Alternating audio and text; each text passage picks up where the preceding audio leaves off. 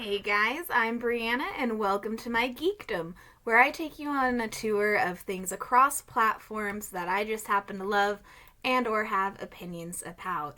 We will be visiting TTRPGs, games, books, trailers for TVs and movies, and of course my favorite TV shows. So we're going to start right at the top on our tabletop hilltop. It was a food heavy week this past week across the tabletop games that I watch.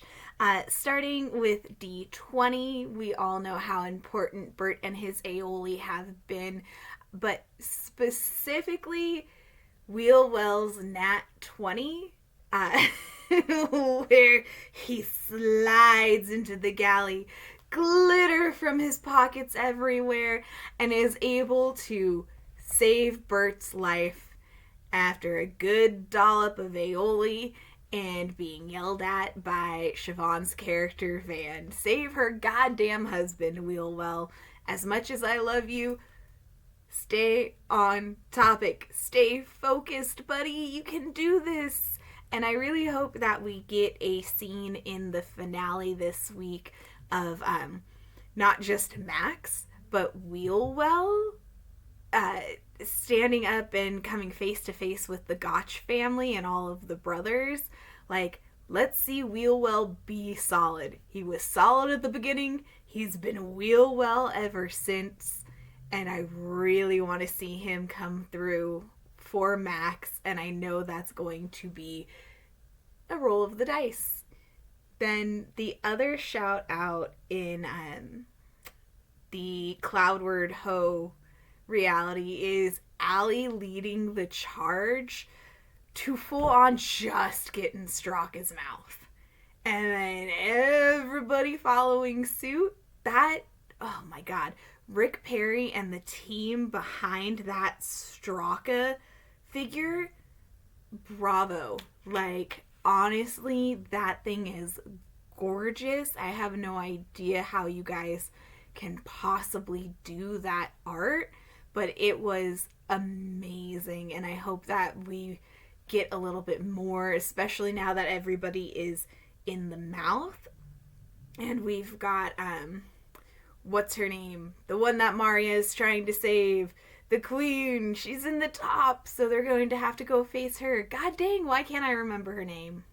Well, anyways, super cool and amazing. Can't wait to see that.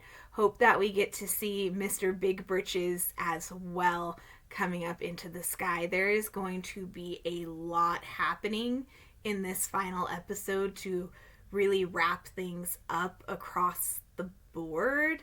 Very specifically, it's Gotch, Maria, and Van. Well, followed by Allie's character, like Alethra. They're the ones who have things going on this season. And Monty and Daisuke, Daisuke's relationship with the... God damn, my brain is not going today. Whoever it is they're saving, his ex-wife. Basically, I'm saying that Daisuke and Monty aren't as emotionally involved. They don't have as much stuff going on for a wrap-up in this final episode as much as literally everybody else does. And I am, once again, very excited to see Siobhan really leading the charge of this season. And so her conclusion, she's been reunited with her lost family. She's got this eldritch octopus, like, she's come to terms with that and who she is. So we're seeing a lot of growth from who Van was in the beginning to who she is now. So I just want a nice pretty wrap up. Maybe she and Bert go back to the restaurant and they add something besides aioli to the menu. And yeah, no, that's really it. I think it's kind of weird for me personally this season, even though it's a longer season, I'm having this weird effect where I have a hard time remembering what's going on, even though I'm so invested when it's on. Like, I am there. Let's do this. Yes, sometimes the lore has gotten a little heavy and I've fallen out of the flow of things. But I'm trying to think back over the season, and there's not really points where I can be like, this whole thing happened at this one time. Like, I know they got the nut pugs. I think that they went to that place to get the submarine so that they could go down to Tazwagwa. Like, I have to fight for it, and I'm sure if you've been watching, you were like, Brianna, you seem to have to fight for a lot of things in your memory. Well, that's all the concussions, but that's a story for another time. I just think, like, it's a little odd in this moment, and maybe it's only because I've seen every other season of Dimension 20 at least twice. So I've got repetition where I don't have that currently with Cloudward Ho. Just something for me to consider, I guess. What do y'all think? Okay, so outside of Cloudward Ho, we had the Puppy Rule 2, The Rise of Gato. Again, this is, and I do apologize once again for completely destroying her name. Anjali Bahami is the DM or doggy master of this game. It's a charity game paired with Petco Love for raising money for Petco Love and the family-friendly pet finder.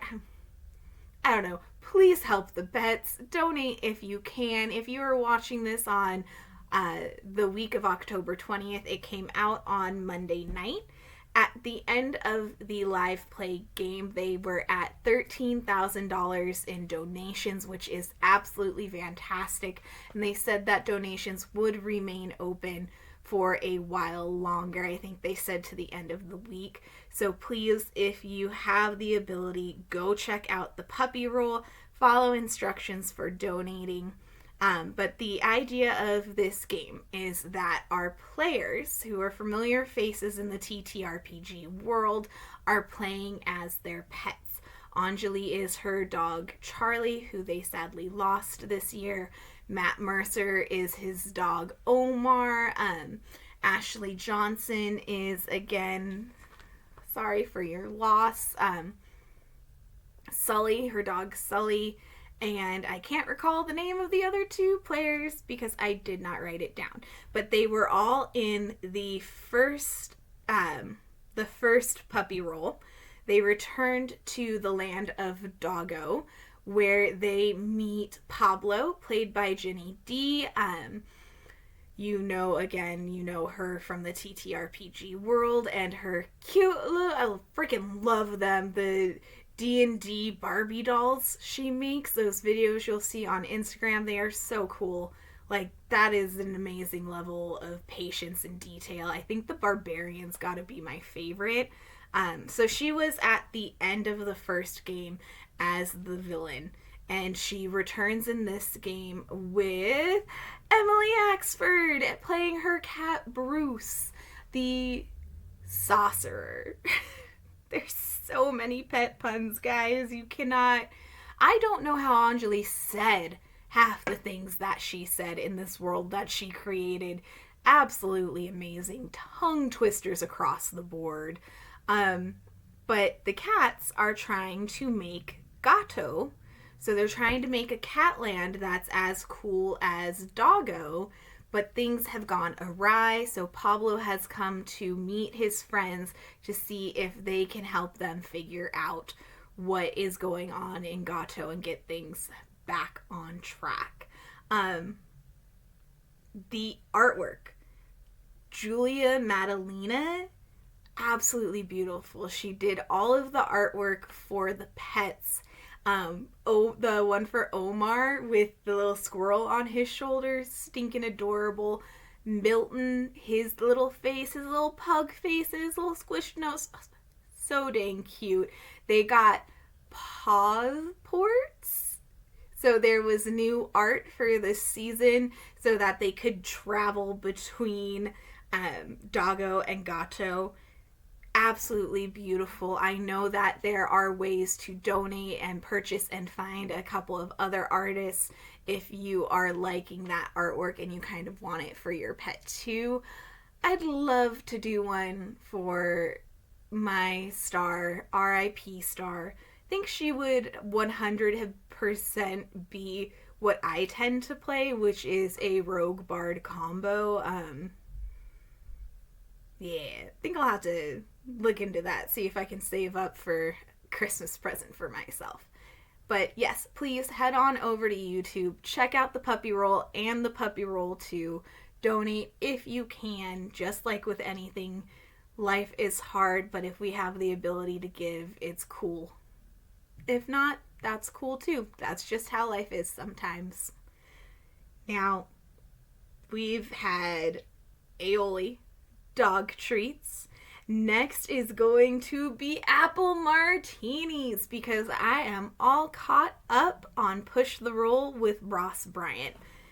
This is actually really fun to watch this, or to listen to this anthology series in my case, where they're taking the suggestions from people on Patreon for a name of the game, and then they talk it out in the first one, in the first episode, and build their characters off of pre-made sheets. So we have, like I said, all caught up.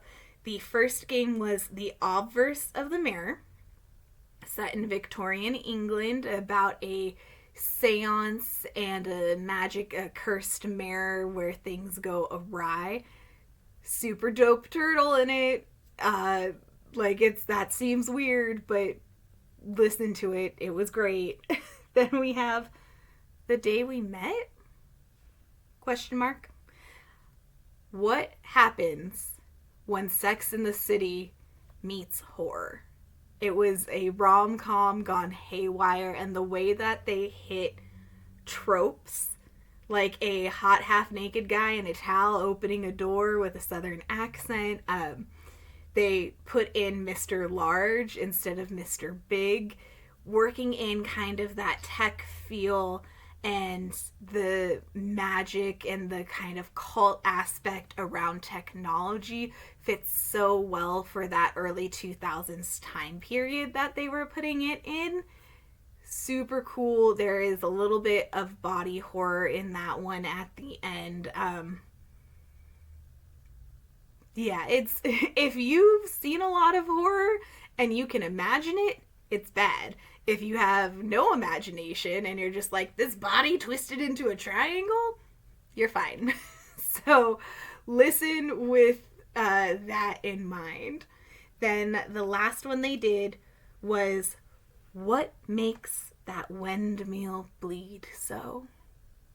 The idea of it being that they were talking and they went, well, what if this has a foreign French film and the title gets a little weird, like that's not how you would actually say it in French. They based this a lot off of Baz Luhrmann and Moulin Rouge, so that was the windmill that came to mind. I think how this one ended actually ended up being my favorite. Like the first one, the obverse of the mirror, is really, from what I'm now understanding of the Call of Cthulhu, really fit into this gothic universe and kind of the horror that they're trying to really get across. And then the rom-com one, The Day We Met, like that was a cool twist. It was interesting. I loved the beginning. The end was kind of like, okay, not the scariest, most spooky thing I've ever heard, but okay. I, again, love the beginning, the middle. It's still good. Just saying that of 3 options, it's number 3. Like, we only have 3 options unless you count the practice game where they were teaching listeners how Call of Cthulhu is played and really setting up what they're doing. But I should have said at the top of this is a spoiler heavy episode. So the conclusion of it, where the one character of Bill is completely lost his sanity and he's stuck in this world, like the music from the music box is the theme to a TV show and he thinks he's the hero of this TV show. Great. I would love to see that particular story really played out. I want to see that movie.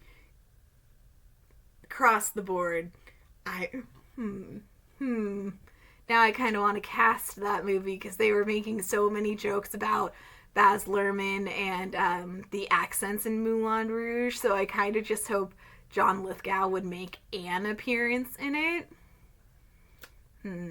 Okay. Let me know. Go listen to Push the Roll with Ross Bryant on wherever it is that you listen to podcasts and tell me what you think, who you would cast. God, I kind of just want, maybe Minnie Driver using that accent that she uses in Phantom of the Opera to play the one character, the retired dancer and the painter, who the whole time she has actually, an evil, she's there for trying to steal souls and shit. That would be really cool. I'd love to see that.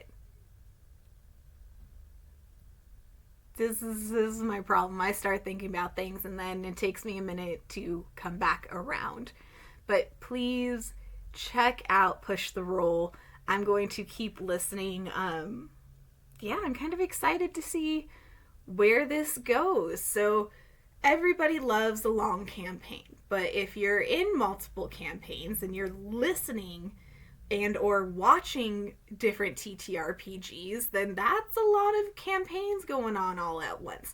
It's kind of the feel of, am I watching a 22 episode procedural versus a sitcom? That's where it is. Those are your choices. It's going to change a little bit. The characters are different. They swap them out. It is an anthology. The players are the same, but things are changing rather quickly every few weeks. So totally dig it. Now, over at Critical Role, they were enjoying some fruit leather. So, highlights on Critical Role this week. The whole fruit leather thing, obviously. I love Thimble bringing it back. Laura Bailey's Thimble making the choice right off the bat in episode 3 to fly up a guy's pants. It seems so logical at the moment. And the way her face fell, her whole countenance just changed. The roles were so bad this week. Just so bad. So when they yell, "Save us, Ashley Johnson," makes complete sense. And then she walks in and fails to save them on the first roll. Luckily for Advantage, she is able to save them in that moment. Sam's character of Wick he's definitely growing on me. I'm liking him more and more. I don't want him to change. I want him for as long as possible to remain this kind of out of touch, clueless guy whose eyes are being opened to the world and the things that his family is doing, the crimes being committed. And it's gonna be a cool journey to figure out how far he's willing to go and what boundaries he's willing to push. So him and Tierney, and it looks like Travis's character of Tayor are going to be a group now. Wick saving Tayor, Wick and Tierney saving Tayor. Great. That would have been absolutely terrifying. You wake up hanging upside down above a pentagram as somebody's cutting up your shadow. No, thank you. That's okay. flashback to the puppy roll where they may or may not have made a pentagram instead of a cat's cradle, but that's another story. Yeah, so they're starting to get on the move and do things, and I'm really liking how they are jumping between characters and places. It feels very active, like reading a fantasy novel that's 1,000 pages long. There's different groups doing different things, and you're going to have your favorite group. You're going to have your favorite characters in each group. I hope we get to see them come back together. Maybe the parties rearrange in the future when they learn different things and split apart again. That would be super dope. Now, the character of Octavius is really starting to grow on me. I do not know anything about the guy playing him. I didn't write down his name like a fool, even though I had the Critical Role page up a minute ago. But he's kind of giving me that Zach Oyama, I'm going to stay quiet and say the funny thing at just the right moment. Learning the danger from his family. Then Ashley coming in and... Okay, the fox's full name is Pincushion. Adorable. Of course it is. He's been brought back from the dead and sewn up all Frankenstein's monster style. Like, that woman is, if there is an animal nearby, she's gonna pet it. It's gonna be, how is she, like, that's, Pin is with Octavius. That's his familiar. Give him back. I love it. Adorable. I love you, Ashley Johnson. And I kind of want Save Us Ashley on a t-shirt just for myself. But yeah, this is fucking cute. So Octavius has shit going on with his dad. Julian's got shit going on with his dad. How messed up is it? Like, are we cool with the fact that Julian's dad was just like, hey, there's more people for you to screw upstairs. They're waiting in your bedroom. So we know that this is the core of Julian's personality. And the question now is why? Does he just enjoy sex? Or is he burying something? What's going on? Something else that really stood out for me at the table this week more than others and more than at any other time while watching different TTRPGs, Matt Mercer staying in character as Julian. His posture, the crossed arms, he was statue straight. Just, there wasn't a moment where he was not Julian. And yeah, we've seen that from him as the DM when he goes into different characters. You see his posture change as he's really getting into who that person is. But I think because he changes so often as the DM, he's being all the NPCs, he's being all the bad guys, really seeing him stick to it is so interesting, especially as he's sitting next to Abria, and Abria is so animated. When she is playing her character, she's in character, and she does stay in character outside of her turns and outside of when she's being active, but she is more likely to break and fall out of it because she's reacting to something. And Matt didn't move. He did not blink. He was Julian the whole time. I didn't see Matt. I only saw Julian. So, super cool. Just something I think I'll probably be starting to, like, really pay more attention to see across the different games. Am I noticing it in other players? How much do I like those players? Again, in game world, I don't know any of these people. I have no right to judge if I like them or not, even though as a consumer, that's all that we do. That is purely superficial people. We're not connected to them. They don't know us. I don't know them. You don't know them. It's just, I'm purely talking observational. I want to see if characters I love, if the people who are playing them get more immersed. Does that affect how I, as a viewer, like or appreciate it? Like, I want to see. Kind of curious now. Now, the final conclusion to all of this over at the tabletop hilltop is Reese is the dog. I said that I wouldn't spoil books when they're a mystery and a whodunit, but World Beyond Numbers, hint, I see you, Lou Wilson. I know what you did. Gene Wilder taught me to never trust a chocolatier, even though I love working with chocolate and make some pretty delicious things. You never trust a chocolatier. You never trust Lou Wilson when he gets too quiet. As proven, if you go back and watch the Game Changer episodes of Survivor, yeah, your downfall was your quietness, buddy. We saw it all coming. But Reese is the dog. Fucking adorable. Moving to Hershey's, Pennsylvania, all of it. There is a reason why I love that man. Complete side note, no idea how I'm going to focus in the finale of Cloudward Ho with him dressed as Santa Claus. I did not know that was a thing until I saw that man in a red fuzzy hat. Hot damn.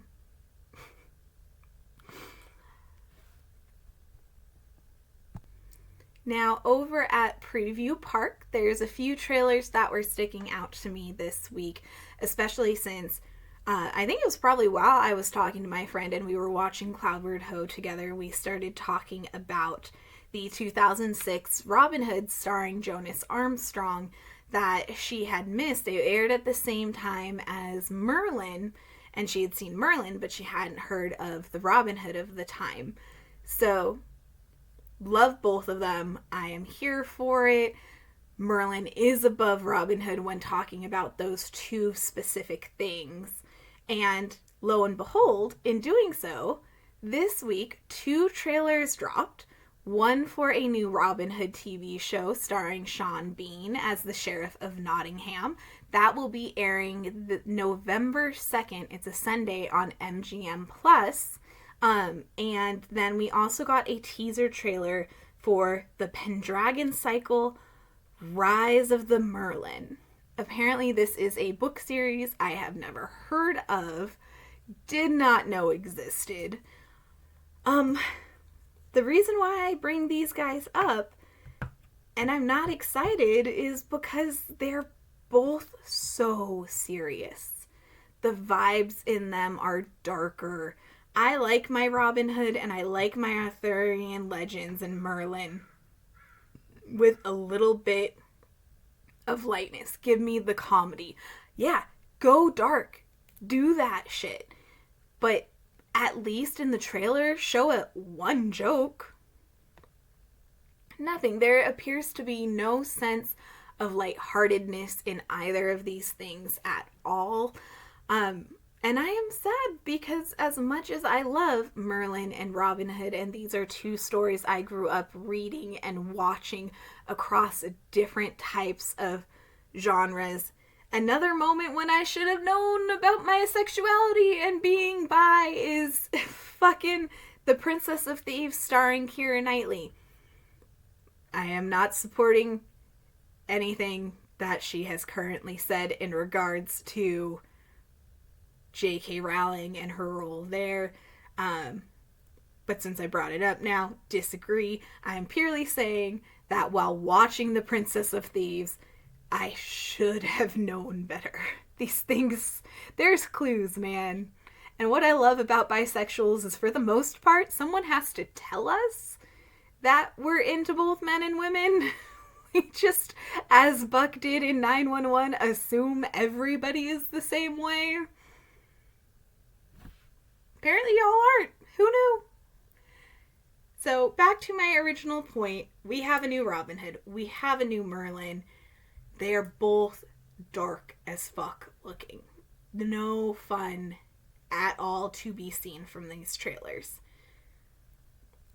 This kind of goes back to what I had talked about last time in regards to how writers of TV shows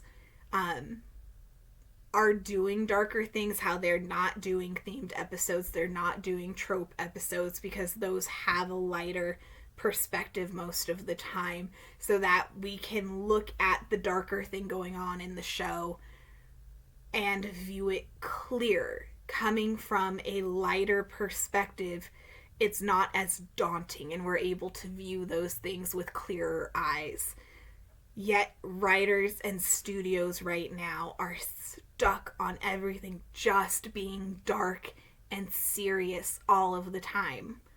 Turn on the news. Look out your window. Everything is dark and serious out there. We don't need it in our entertainment as well.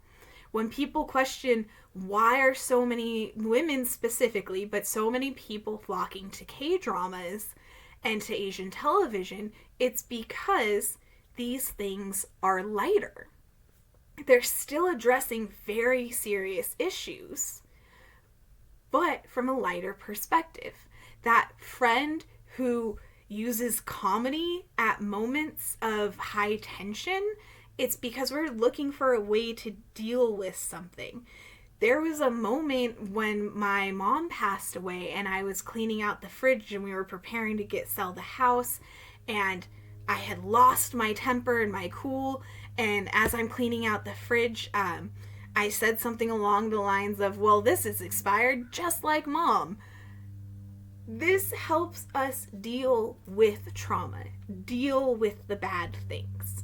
If you only show more bad things, then we as a society are going to stay in this loop, stay downtrodden. We're not going to look up.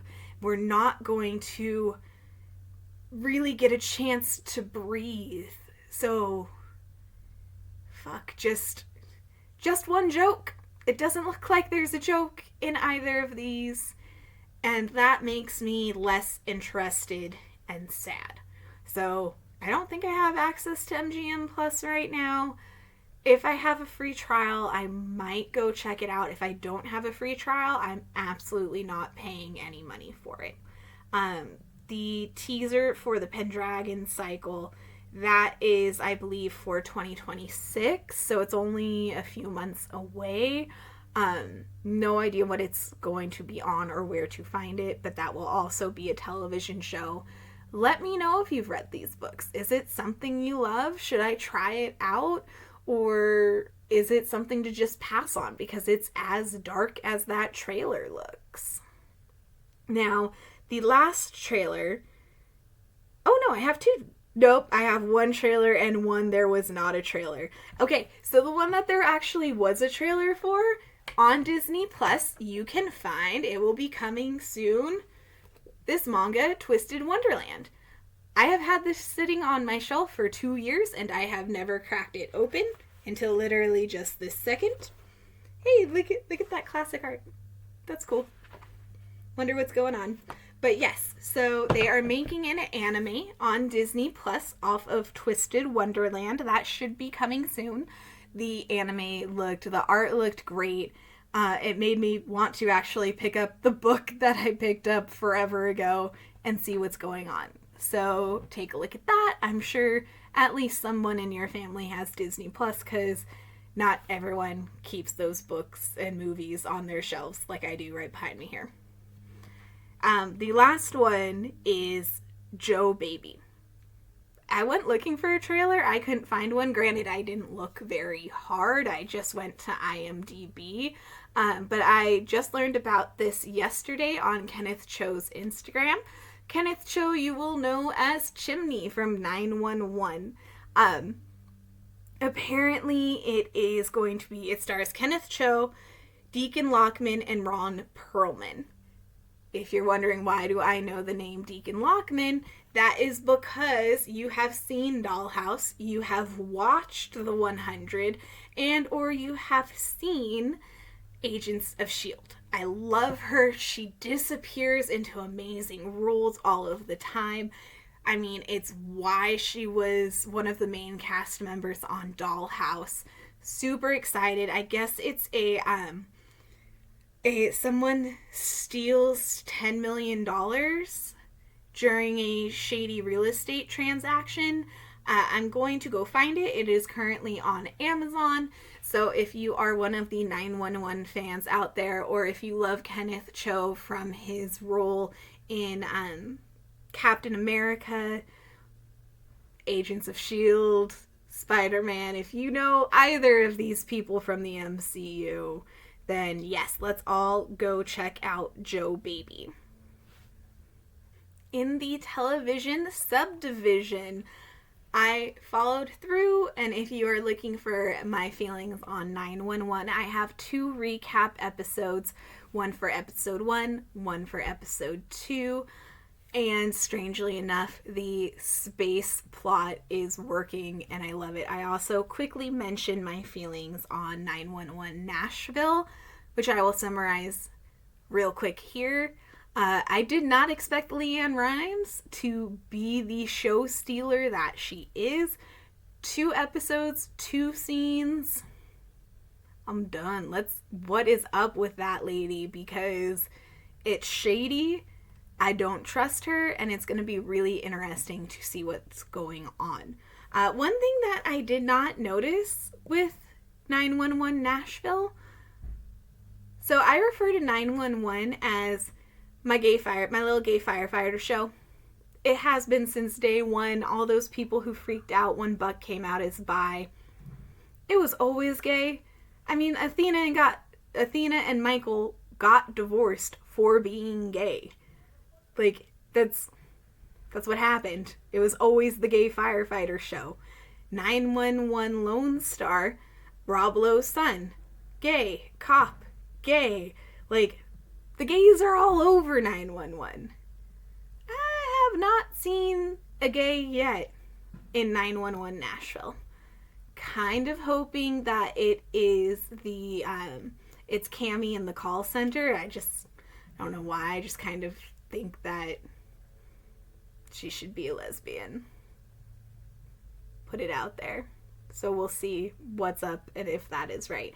Now, my biggest shout out, over on Blue Sky, I was going through the 911 on ABC kind of feed over there, and I came off, please don't mind if I say your name out loud. Don't think you're ever going to see this, but just in case, her handle is Emily Rose Creatives on Blue Sky.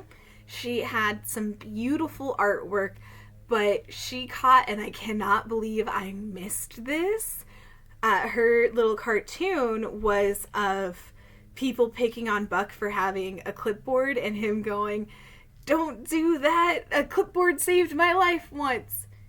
Of course, I felt so dumb. The artwork is beautiful, go check her out, but yes, Buck and his evil clipboard tendencies, the clipboard saved his life from Ross the Robot. That's actually a really amazing moment, and I feel like a dum-dum for having completely skipped over it. Now, we are going a little retro with my millennial heart. Shout out to Michael the Librarian. I'm sure by now, because it's been announced for a couple of weeks, that he is going to be the new host of Reading Rainbow, which is 100% what we need at this time and in the world that we live in. And another shout out to Bill Nye the Science Guy. He taught us everything we needed to know, and he has come back to do a little guest spot on High Potential this last week. Fantastic. He was explaining a chemical reaction. The little video that he had up on Instagram was adorable, because if you are a fan of High Potential, if you watched it at all, then you know that whenever the character of Morgan is explaining what's going on in her insane IQ brain of 163. Like, it's it's Bill Nye the Science Guy. So yeah, no, it is just like that. Like, she uses crazy imagery to remember the things that she's seen on TV, in books, wherever it is. And I think that is a fun aspect of that show. Instead of making it just another cop procedural, it gives a little bit of a twist. It does something a little different to stand out, especially when it is on a block, or it was last season, that started with the Rookie and Trent. Oh my god, Will Trent! There we go, I did it, guys. Yeah, so when you have 3 cop procedurals in a row, you need to be different. I think I've referred to this before, but the Rookie is your medium roast. Will Trent is your dark roast. Prepare to get fucked up. And, ooh, excuse me, I kind of see high potential as the light roast. Like, it's got a couple of darker elements, absolutely. You can't have a cop show without a few serial killers, but in comparison to the others, it's definitely on the lighter side. Now, in that idea of that bit of a darker thing, the character of Ava, Morgan's daughter, is making dumb teen choices in regards to finding her dad. I get it, kid, but you're gonna do something stupid. You were already arrested, and now you're approaching a man when your mom specifically told you not to. She clued you in, like, you know your dad is on the run. You know that something shady was going on. So you're gonna, like, absolutely bamboozle this guy, show up. Yeah, it worked. Mekhi Phifer's character does not seem to be bad. There's zero indicators. She was able to speak to him and persuade him to give them her dad's backpack, which of course he drops off, and Morgan gets the backpack to look through it on her own.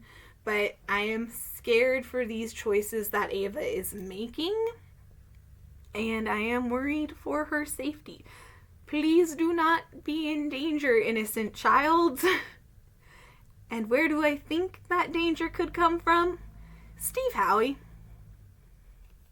It's that mustache. He has joined the show as the new captain. Big ass mustache. I do not trust you, sir. I don't know what you're hiding under there. There is something absolutely shady about you. I don't trust you for 2 seconds. Morgan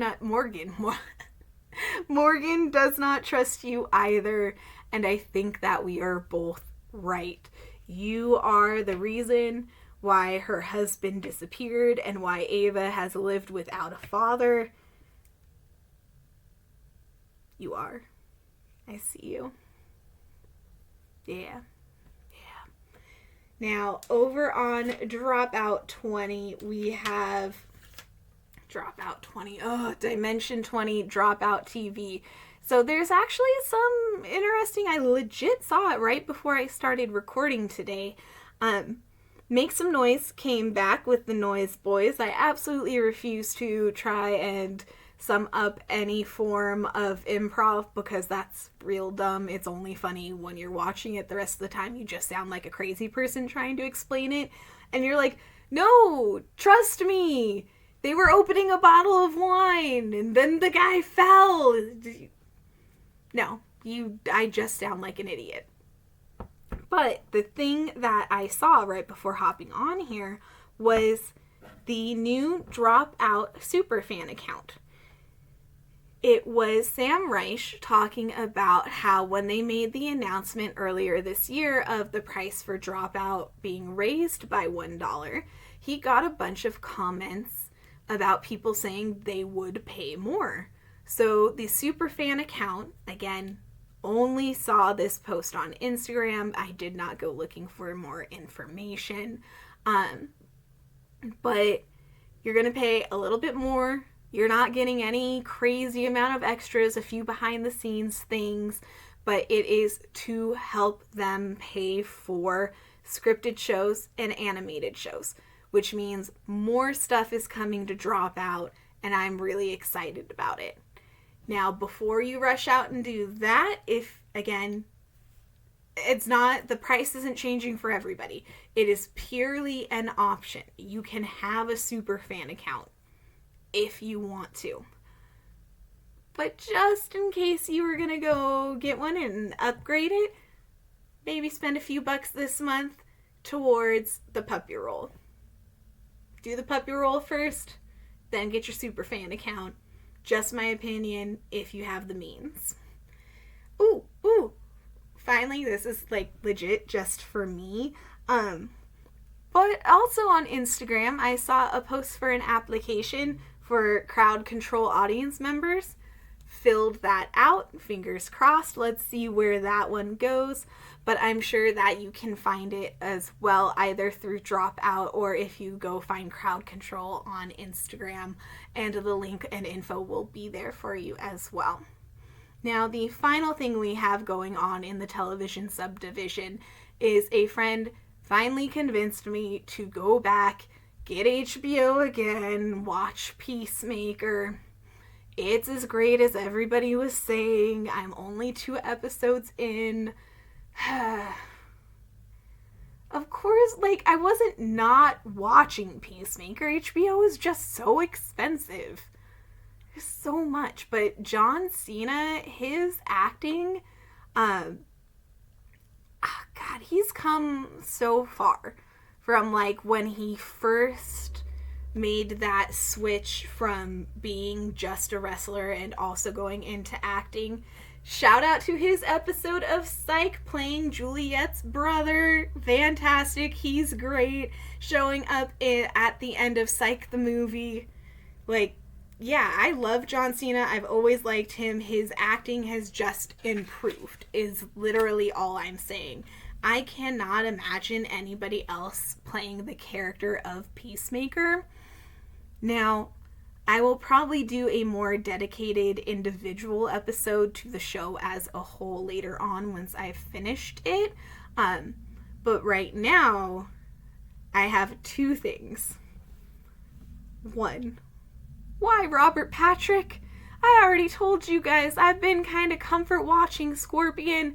He is my favorite Terminator. On Scorpion, he is the father of the team. He is giving those loving vibes. But now I have to go watch Peacemaker and you have to suck? Come on. Just, no. Don't suck. Don't be a violent, crazed murderer, Nazi. Don't do it. Except do it so that there's a really good show and we can talk about these things. Sigh. 2. How the fuck did that orgy happen? No. Peacemaker did lines of cocaine and sat on the couch, and then there was an orgy around him.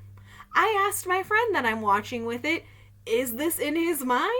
Like, I wouldn't let this go. 45 minutes of me not shutting up about how did that orgy happen. He's like, maybe there's a Facebook group. There probably is. I don't know. But at no time did they show Peacemaker making a phone call or getting on Facebook and sending out an invite. How the fuck did that happen? Explain it. I'll wait. Yeah, you don't have an explanation. Tell me, James Gunn. Tell me, John Cena. How did the orgy get organized? Because somebody's got to organize it.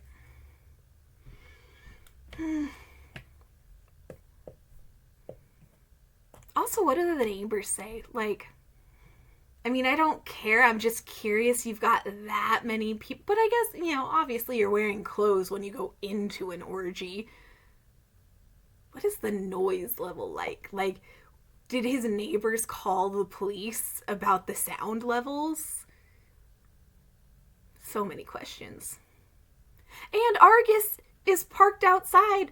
Did Argus not realize that there is an orgy going in until the one dude got up to look in the window? Like, there's heat sensor cameras. They easily could have known what was going on in there. I just have a lot of questions about the orgy. I don't think either of my parents thought that I would be saying that as many times as I just did in, like, the space of 5 minutes. Yeah. Alright, now, last but not least, over in my book nook, I don't have anything going on. I just really need some inspiration. From last week, I have not picked up either of the books that I'm reading for fun. Even though I've got that 50 book goal and I could do it. Now, I am if you don't like a book, stop reading it. Just do it. Just stop reading it. But I also want to hit that number, and I want to see how these 2 books go. Good Girl, Bad Blood, and The Fairy Bargains of Prospect Hill. I had to look at my side table to see what was sitting over there. So I'm bringing it up, I'm talking about this in our book nook so that I can be inspired to finish these. Now, in my book club, it is the novella month. We had 5 novellas.